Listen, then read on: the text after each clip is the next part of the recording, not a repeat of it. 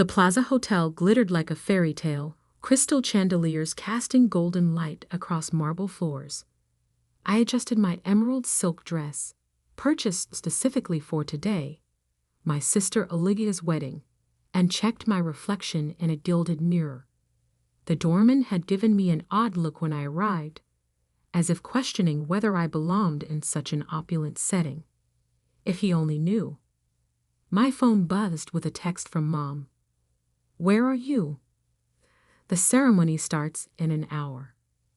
I took a deep breath and headed toward the grand ballroom, the gift in my hand. A small, wrapped box felt heavier than its actual weight. Inside was a key, but not just any key. The key to everything Olivia had ever wanted. Growing up, Olivia had always been the star, the perfect daughter, the stunning beauty, the social butterfly. While I buried myself in financial reports and business plans, she floated through life on charm and looks. "Why can't you be more like your sister?" Mom would ask. "Olivia never has trouble making friends." Now, at 28, Olivia was marrying Bradley Thompson IEV, heir to the Thompson Hotel Group. The wedding was splashed across every society page in the city. The perfect couple, they called them. The merger of old money and new beauty. If they only knew. The bridal suite door was cracked open as I approached. Inside, I could hear Olivia's voice, sharp with command. "No, no, no. The flowers are all wrong. Do you know how much we're paying for this?" "Fix it." I knocked softly. The door swung open to reveal my mother, her face tight with stress, despite perfect makeup. "Finally," she said, looking me over critically. "At least you dressed appropriately this time." "Catherine," Olivia's voice rang out. "You're late. I need you to run down and check on the place cards. Make sure they're done right." I bit back a response. Even on her wedding day, Olivia was giving orders. But I had long practice at keeping my thoughts to myself. The ballroom was a vision in white and gold, flowers cascading from every surface. I approached the welcome table where the place cards were arranged in perfect rows. The calligraphy was flawless, each name written in golden ink. I found my card near the back and froze. Instead of a table number, mine read, "Hallway seating, service entrance." "Oh good, you found it." I turned to see Olivia standing behind me, resplendent in her designer wedding gown. Her smile didn't reach her eyes. "There wasn't room at the family tables," she said sweetly. "You understand, don't you? We had to seat all of Bradley's important connections first. There's a nice chair set up by the service entrance. You'll still be able to hear everything." The carefully maintained mask I'd worn for months cracked slightly. "By the trash cans, Olivia?" "Really?" She shrugged, adjusting her veil. "Guess you don't count as much as real family. Besides, it's not like you contributed anything to this wedding." If she only knew how wrong she was about everything. I looked down at the small gift in my hands. Inside was the key that would unlock the truth about her precious Bradley, about the Thompson Hotel Group, about everything she thought she was marrying into. I had spent the last year working silently, systematically, uncovering every secret, every lie, every hidden debt. The Thompson empire was crumbling, and Bradley knew it. He needed this marriage, needed the connections and social status Olivia would bring to save his family's failing business. What he didn't know was that I had already bought most of their debt through a series of shell companies. What no one knew was that while they were planning this lavish wedding, I was planning something else entirely. I had intended to wait until after the ceremony, to do this quietly, privately. But standing there, holding my hallway seat assignment, something shifted inside me. "You're right," I said, my voice steady. "I don't count as real family. I never have." Olivia's smile widened. "Exactly. So you'll be fine by the service entrance." I picked up my place card, tore it in half, and dropped it on the floor. "No, I won't. Excuse me." "I'm leaving," I said, turning toward the door, "and I'm taking my gift with me." "Whatever," Olivia called after me. "It's not like you could afford anything worth having anyway." I paused at the doorway, looking back one last time. "You might want to check Bradley's phone, particularly his messages with someone named Diana at Goldman Sachs. They're very illuminating." Olivia's face went blank. "What are you talking about?" "Ask him about the leveraged buyout and the hidden debts, and why the SEC is investigating his father." The color drained from her face. "How do you? That's not." I smiled, a real smile this time. "Goodbye, Olivia. Enjoy your wedding, while you can." As I walked away, I could hear her heels clicking rapidly across the marble floor, no doubt rushing to find Bradley. In about 10 minutes, she would discover that his phone was locked and he wasn't answering her calls. In 20 minutes, she would learn that Diana from Goldman Sachs had just sent an email to the entire Thomson board, detailing every fraudulent transaction she'd uncovered. And in 30 minutes, she would realize that her perfect wedding was about to become something else entirely. I stepped out into the sunlight, pulling out my phone. Time to set everything in motion. "Execute Plan B," I texted to my team. "And make sure the SEC gets those files within the hour." The response came immediately. "Already done. Thomson stock is starting to fall." I slipped into my waiting car, finally allowing myself to relax. The doorman who had questioned my belonging was now holding the door with careful deference. Word traveled fast in certain circles. As we pulled away from the plaza, I could hear sirens in the distance. Right on schedule. The real wedding gift was about to be delivered, and it wasn't the key in the small box I still held. It was the key to understanding that actions have consequences, that appearances aren't everything, and that sometimes the person you dismissed might just be the person who brings your whole world crashing down. My phone buzzed again. A message from Diana. "SEC agents just entered the plaza. Should I activate the final protocol?" I smiled, thinking of Olivia's face when she realized what was really happening. "Yes," I typed back. "It's time everyone knew the truth." The car turned onto Park Avenue as behind us. The perfect wedding dissolved into perfect chaos. My car had barely reached Madison Avenue when the calls started flooding in. First Mom, then Dad, then a stream of family members I hadn't heard from in years. I silenced them all, watching the city blur past my window as centuries of carefully maintained appearances crumbled behind me. "Turn on CNBC," Diana texted. I pressed a button, lowering the partition screen in the car. The financial news channel sprang to life, and there it was. Breaking news scrolling across the bottom of the screen. Thomson Hotel GROU under federal investigation.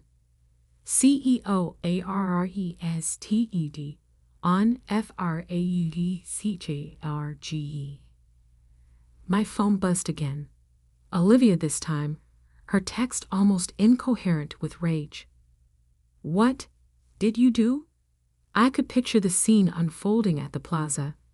SEC agents in dark suits moving through the crowd of bewildered wedding guests. Bradley being led away in handcuffs, his father already in custody in the hotel lobby. Olivia, still in her perfect white dress, watching her perfect day shatter like a crystal glass dropped on marble. "Miss Harrison?" My driver's voice cut through my thoughts. We're here. I looked up at the gleaming office tower that housed Harrison Global Investments, my company, though few people knew that. I'd built it quietly over the past 5 years, hidden behind layers of holding companies and proxy directors. Diana was waiting in the lobby, tablet in hand. Her sharp-souped and precise movements reflected none of the chaos we just unleashed. "The Thompson stock is in free fall," she reported as we stepped into the elevator. "Down 60% and still dropping. Our positions are exactly where we want them." I nodded. "And the evidence packets?" "Being delivered to every major news outlet right now. The full story will break within the hour." She paused. "Your family's reputation won't survive this unscathed." "They sacrificed that reputation themselves," I said quietly. "They just don't know it yet." My office occupied the top floor, its floor-to-ceiling windows offering a panoramic view of the city.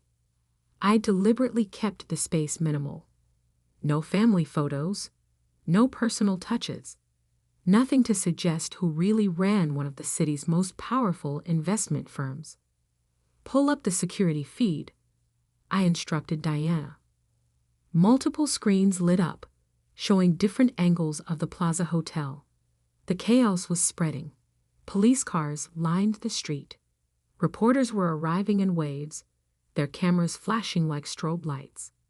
And there, in the middle of it all, was my sister. Olivia's perfect composure had cracked. Her veil was askew, mascara tracking down her cheeks as she screamed at anyone who would listen. Mom stood beside her, face ashen, while Dad argued with what appeared to be federal agents. "Your sister's trying to call again," Diana noted. "This time," I answered. How could you?" Olivia's voice was shrill, hysterical. "Wow, you've ruined Evie Gorwita." "No, Olivia," I replied calmly. "I just exposed the truth. Bradley's family has been running a Ponzi scheme through their hotels for years. They were using your wedding, your connections, to bring in new investors before everything collapsed. You're lying. Bradley loves me. Bradley loves your social status and your father's contact list. Check your phone. I just sent you proof. Every fraudulent transaction, every hidden account, every lie he told you." There was a long pause as she presumably looked at the documents. "But how did you?" Her voice had lost its edge, reality finally starting to sink in. "Remember when you told me I'd never amount to anything? That I was wasting my time with investments and financial analysis while you were building the perfect life?" I allowed myself a small smile. It turns out all that boring work gave me exactly what I needed to see through Bradley's facade. "The SEC," she whispered. "That was you. I've owned most of Thompson's debt for months. I knew everything, Olivia. Every scheme, every fraud, every secret meeting Bradley had with his mistress while planning your wedding." "Mistress?" Her voice cracked. "Diana isn't just from Goldman Sachs. She's been working for me, gathering evidence, recording every conversation, including the ones where Bradley laughed about how your wedding would save his family's empire." A choked sob came through the phone. "Why?" she managed finally. "Why today? Why not tell me before? Would you have believed me? Or would you have run straight to Bradley, warning him, letting him hide the evidence?" I paused. "And as for why today? Well, you made it clear I didn't count as family. So I stopped acting like family. Through the security feed, I watched my sister crumple onto a gilt chair, her perfect wedding dress pooling around her like broken dreams. "What happens now?" she whispered. "Now, the Thompson empire falls. Bradley and his father go to prison. And you get to experience what it feels like to be the one nobody wants to associate with. You've destroyed us, she said, but the fight had gone out of her voice. No, Olivia. You destroyed yourselves. I just decided to stop protecting you from the consequences. I ended the call, turning to Diana. Start the next phase. She nodded, fingers flying over her tablet. Within minutes, news alerts began popping up on my screens. Harrison Global Investments announcing the acquisition of key Thompson properties at fire sale prices. Our company stepping in to stabilize the situation and protect jobs. My phone buzzed again. Dad this time. His message was different from the others. We need to talk. I know what you've built. I stared at the message for a long moment. Of course he knew. Dad hadn't built his own business empire by being stupid. He must have figured it out. Perhaps even suspected what was coming. Diana, I said quietly, get me everything we have on Harrison Industries. She looked up, startled. Your father's company? But that wasn't part of the plan. Plans change. I turned to look out over the city. It's time for phase 2. Because destroying Bradley Thompson wasn't the end game. It was just the beginning. And my family was about to learn that the daughter they dismissed had become something far more dangerous than they could have imagined. A woman with nothing left to lose and everything to prove. The sun had set over Manhattan by the time my father arrived at Harrison Global's offices. The city lights sparkled below like scattered diamonds, a fitting backdrop for what was about to unfold. Impressive, he said, stepping into my office. His bow tie was undone, hanging loose around his neck, the only sign that today's events had affected him. Though you might have chosen a less dramatic way to reveal yourself. I gestured to the chair across from my desk. Would you have listened to any other approach? He sat, his movements measured. This was Thomas Harrison, the titan of industry, not the father who had overlooked me for decades. How long have you been planning this? Which part? I turned my monitor so he could see the financial data scrolling across it. Taking down the Thompsons? Building Harrison Global? Or proving that your least favorite daughter might actually understand business? Catherine. His voice carried a warning note, the same tone he'd used when I was young and dared to challenge him. It didn't work anymore. 5 years, I said, since the day you told me I didn't have what it takes to run Harrison Industries. Remember? Business requires instinct, Catherine, not just books and spreadsheets. He had the grace to wince. I was trying to protect you. No, I corrected. You were protecting Olivia. Everything was always about protecting Olivia. Her feelings, her future, her fantasies about marrying into the perfect family. Diana appeared in the doorway, tablet in hand. The final numbers are in. Thompson Hotel Group has filed for bankruptcy. Our acquisition of their prime properties is proceeding as planned. Thank you, Diana. I watched my father's face as the implications sank in. Oh, and could you pull up the Harrison Industries portfolio analysis? His head snapped up. What? Diana's fingers moved across her tablet, and new data filled my screens. Harrison Industries' complete financial history. Every transaction, every acquisition, every hidden deal. You didn't think I was only investigating the Thompsons, did you? I kept my voice gentle. I learned from you, Dad. Always look at the bigger picture. Catherine, he started, but I held up my hand. 3 years ago, you started moving assets into offshore accounts. 2 years ago, you began liquidating major holdings through shell companies. Last year, you accelerated both processes. I met his eyes. You're in trouble.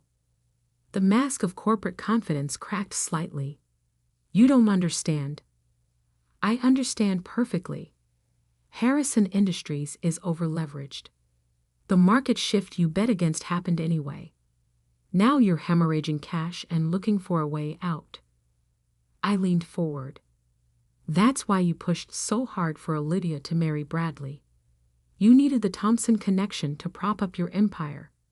He stood abruptly, pacing to the window. How did you find out? The same way I built this company, by paying attention to details everyone else ignored. I pressed a button on my desk, and more data filled the screens. Would you like to see what else I know? His shoulders slumped slightly. What do you want?